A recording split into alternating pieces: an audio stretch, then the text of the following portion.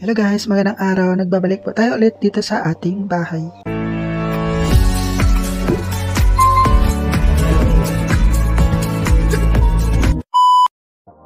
Ang property na ating pupuntahan ngayon ay dito sa may Hacienda La Jolla. Itong property ay na-vlog ko na siya ng nakaraan na bumalik lang siya ulit sa for bidding under siya sa negotiated sale.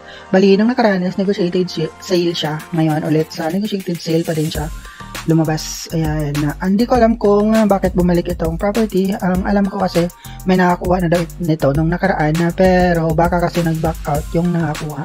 Kaya yun, bumalik siya ulit. Hindi natin alam, ewan ko dyan sa ibang nagbibid na hindi tinutuloy yung napanalunan niya. Pero for sure kasi may mga nagbibid na nito nung nakaraan, kaso bumabalik siya ulit. Ang dami talagang for bidding ngayon na bumabalik. Tawan ko ano na nangyayari sa paulit-ulit na lang sila. Dapat na ibigay na sana ito sa sa bagong owner. Kaso ewan ko bakit bumalik siya ulit. Maraming salamat sa mga patuloy na nakakasubaybay sa ating mga videos. Kung bago ka pa lang sa aming channel at gusto niyo ang ganitong mga content, click nyo lang po ang subscribe button para updated kayo kapag meron tayong bagong upload.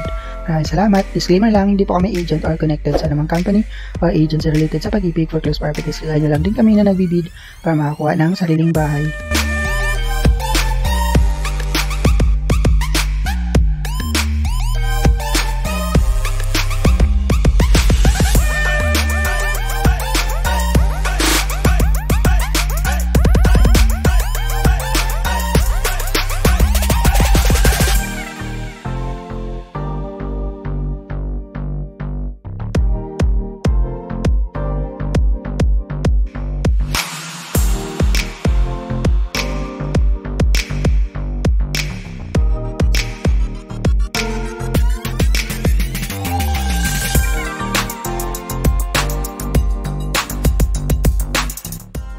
Pasok lang tayo dito sa main gate ng Hacienda La Jolla. Tapos, paalala nga po pala, required po dito ng valid ID kapag pumasok. At saka, pag nakamotor kayo, bawal po dito ang naka-helmet.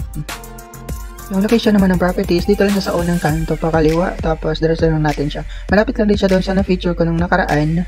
Dito din sa may Hacienda La Jolla. Yung bumalik ulit sa bidding. Eto, bumalik din siya ulit sa bidding. Maganda naman dito sa subdivision, malinis siya, safe, at saka hindi basta-basta na i-squat yung mga bahay. Malalaki din yung mga bahay dito, maganda siya.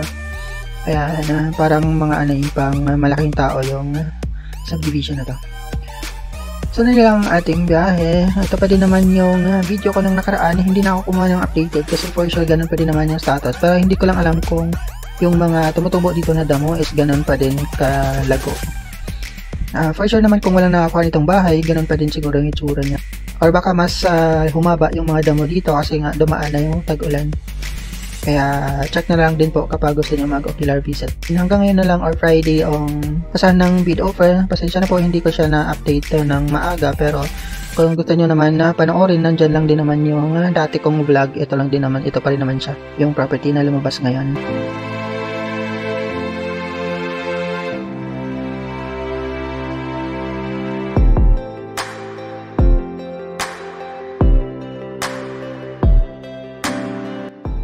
Ito na siya, yung location ng bahay. Ito yung madaming damo na tumutubo sa may kaliwa. Ayan.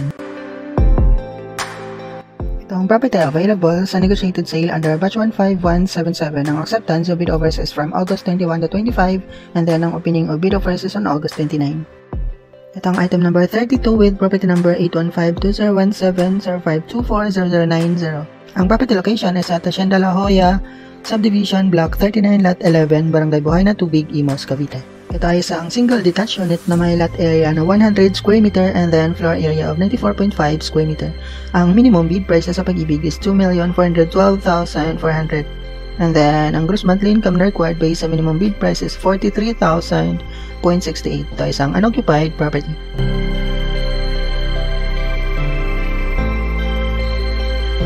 Ito nga yung status niya nung nakaraan. Ang daming damong tumubo. For sure, nadumaan na yung tag-ulan. Kaya for sure, mas malago siguro yung damo dito. Kasi wala pa din naman nakakuha ng bahay. Kaya panigurado wala din naglilinis dito. Maganda ito, malawak yung lot area niya. Malaki yung bahay. Pero yung structure niya is medyo luma na siya. Hindi ako sure kung ilang taon na to. Wala kasi ako matanungan dito na kapitbahay. Tahimik kasi dito sa labas. Nasa loob yung mga tao kadalasan. Kaya hindi tayo makapagtanong-tanong. Ayan, ang ganda eh. Ang cute ng katabi niyong bahay din. Yung design niya kagaya ng na-feature ko ng nakaraan sa kabilang side. Ito naman yung ngayon. Yung aliwalas dito eh. Maganda dito. Open space yung harap niya. Ayan. Parang ano siya, V-shape na kalsada.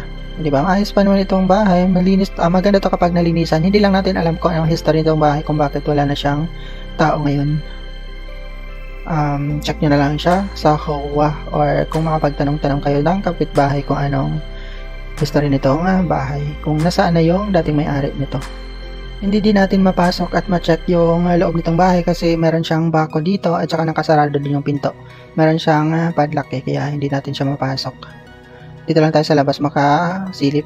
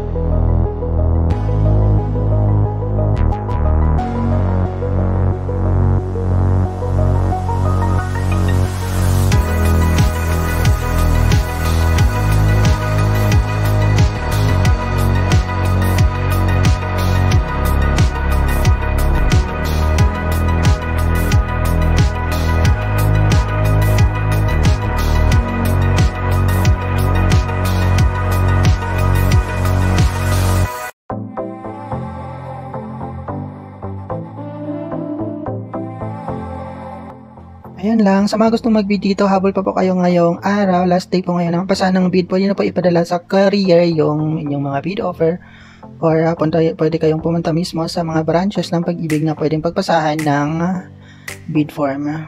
Ayan, sa mga nagbibid dito, itugma nyo lang po yung kung magkano yung tingin nyo sa price ng property.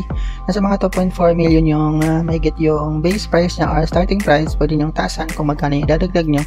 Wag nyo lang sobrahan kasi baka ma-disqualify kayo or hindi nyo kayang bayaran in the future. Kayo din naman kasi magbabayad yan ng monthly kapag nakuha nyo siya sa bidding or napanalunan nyo siya. Sa negotiated nga pala, sa mga hindi nakakaalam, yung cash po ay 30% discount, kapag short term naman ay 20%, and then kapag long term yung payment option nyo, meron kayong 10% discount. Dito ko na lang tatapusin ang ating video. Maraming salamat sa panonood. Hanggang next time po, mali, ingat tayo palagi and God bless. Good luck sa bidding!